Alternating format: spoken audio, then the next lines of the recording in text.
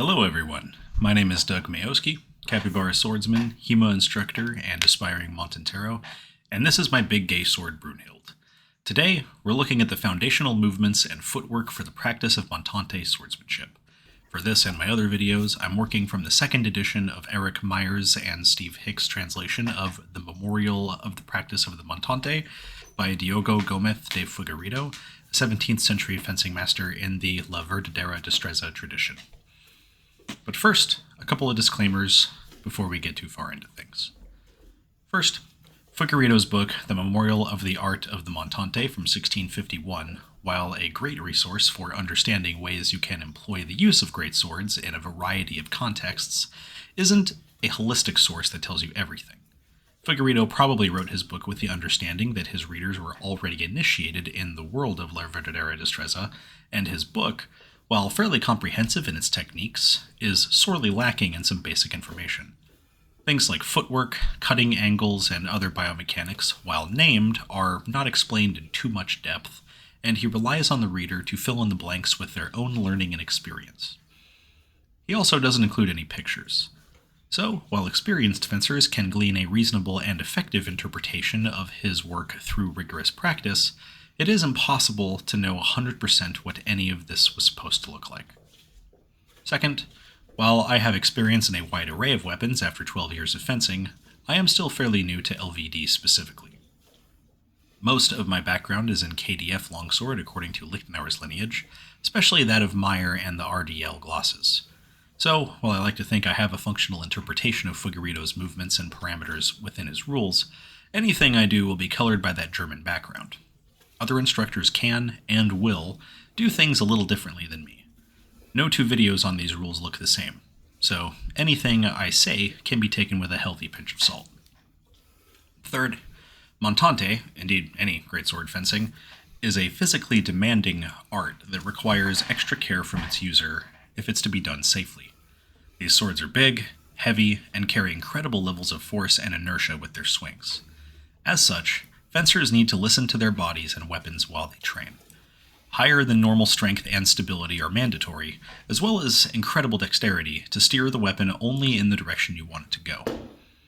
It's not a weapon for clumsy fencers, and it should never be swung at a training partner unless both of you are absolutely confident that you can do so safely, preferably with little to no contact.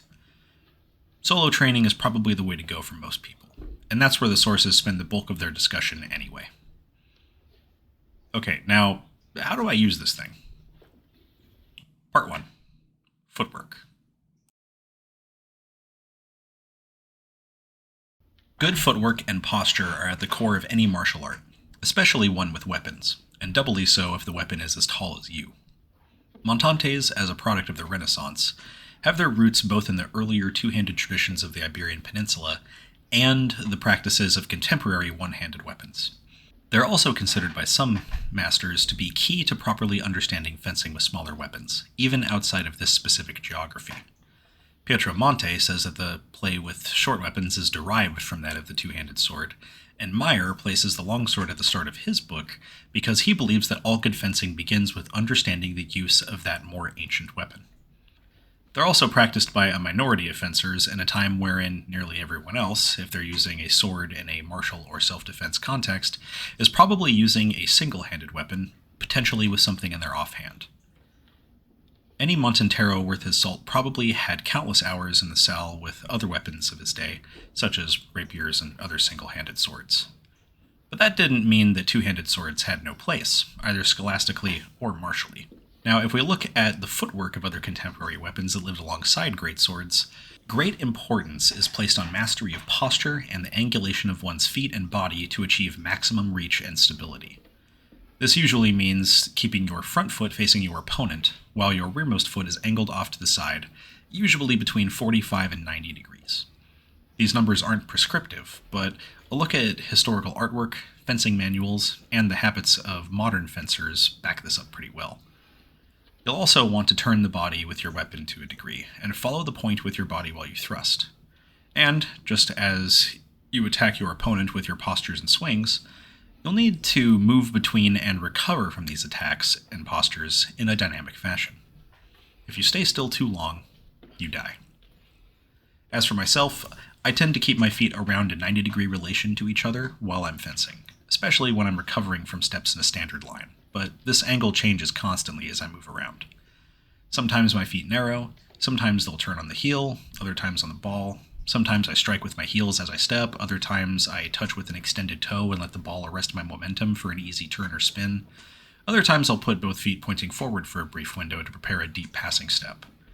Whatever I'm doing, two things remain at the forefront of my fencing footwork. One, am I moving with my weapon? And two, is my weapon moving with purpose? I.e., is it threatening my opponent, even if it's not swinging directly at them in that moment? The steps themselves aren't anything revolutionary. They come in two main flavors, which we'll define as passing and advancing/retreating.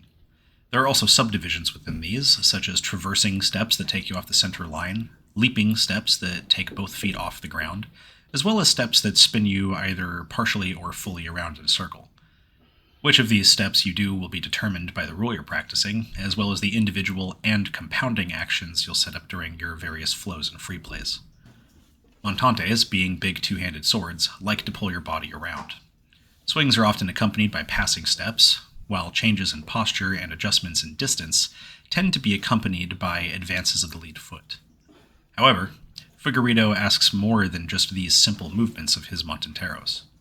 He has you swing with a mixture of advances and passes. He also asks you to turn around as you fight multiple assailants, take multiple steps for a single attack, and even leap across distance to close in on those pesky javeliners and pikemen that try to offend you from way over yonder. His rules also probably call for an occasional change in elevation, so it's good to practice letting your body rise and dip with the weapon depending on the action you are looking to carry out. This isn't without precedent, as Meyer advises you to drop down when attacking lower openings in his discussion of quote-unquote rapier. Whatever you do, remain stable and listen to where your body and weapon want to go. If you fight it too much, you'll lose your footing. Part 2. The Body and the Sword. So, now that we know how our feet should move, what about the rest of you? How do we go about moving this big-ass sword around without falling over? The short answer is that we move with the body and the sword in concert with each other, and not relying on just our arms to direct the weapon. This also means understanding the ways the Montante wants to move and the ways it doesn't. Let's take Figueiredo's first simple rule. The first rule is the one which most reveals the elegance of the Montante, and whoever performs it well will be able to perform them all. You will place your body straight with the left foot in front, the Montante with the point on the ground, taken by the cross in the right hand with the thumb down, and you will tap it forward with the right foot, turning the Montante to set it in place. Then you will give a talho from behind, from low to high, moving the right foot forward at the same time, and stopping with the Montante in right angle in front of the face.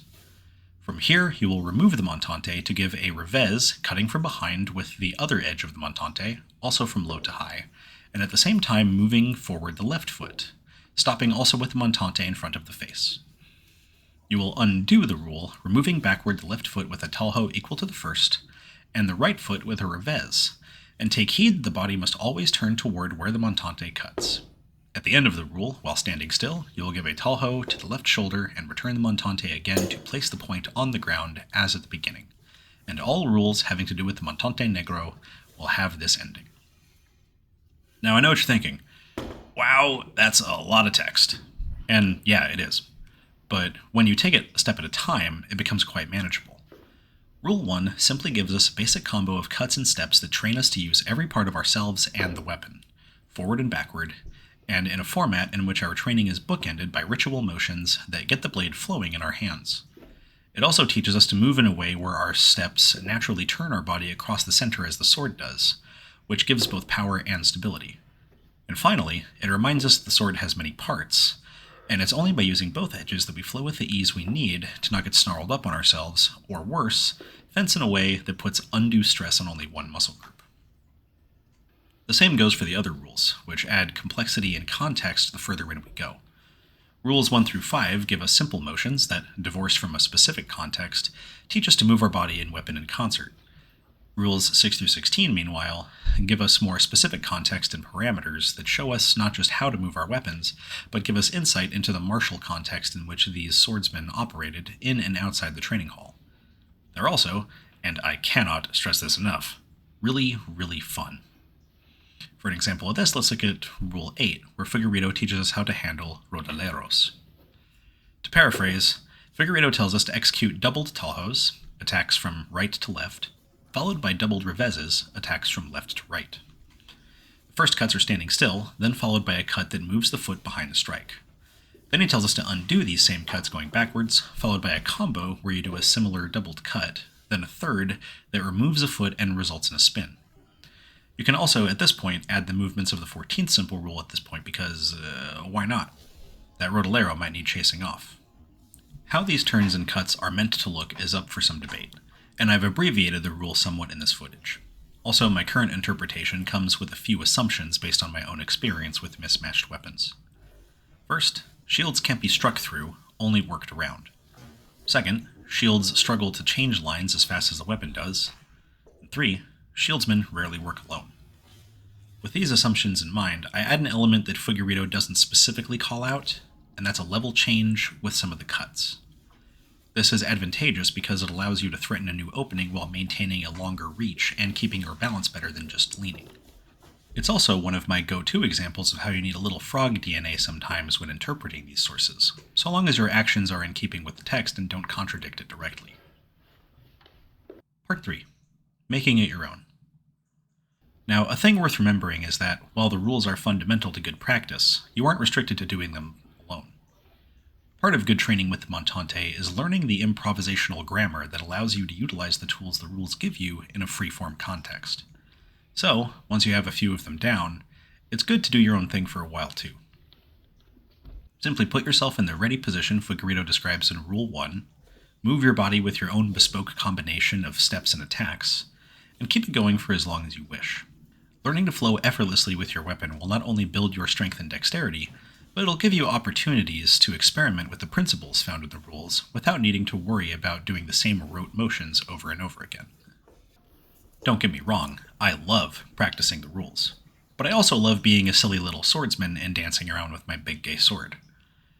Doing things like the repeated turns of the defending the cloak, followed by the cuts from defending a lady, or the leaping cuts from against thrown weapons, all in one unrehearsed sequence, gives you a good sense for just how well these things can flow together, and it makes for a killer display at Ren fairs, to say nothing of the skill you're demonstrating to your peers in the scholastic setting.